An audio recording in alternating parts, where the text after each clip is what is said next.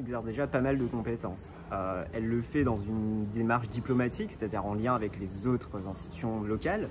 Elle le fait aussi dans une dimension providentielle, c'est-à-dire qu'elle supporte, elle soutient l'État-providence dans sa fonction de garantir l'égalité réelle. Mais aujourd'hui, elle a atteint un plafond de verre. Pourquoi ?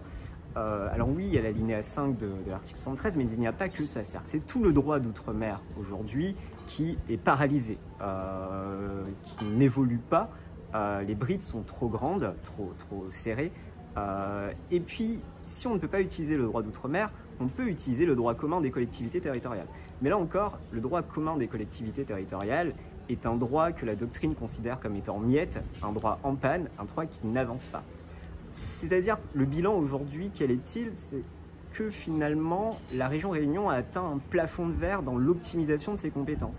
Elle ne pourra pas, à droit constant, aller plus loin. Pourtant, elle le pourrait, elle le peut. Pourquoi? Parce qu'elle a une ingénierie juridique unique, quelque chose d'assez original qui lui permet de bien exercer ses compétences.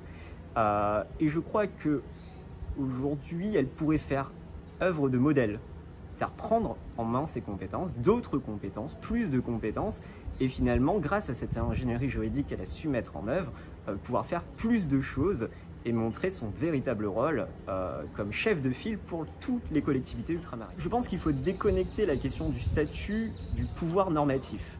La question statutaire est une vraie question, mais c'est une question qui date des années 2000, qui n'a pas été résolue finalement. Personne ne s'entend. Aujourd'hui, le bilan est toujours plutôt négatif. Moi, je me porterais plutôt sur le pouvoir normatif.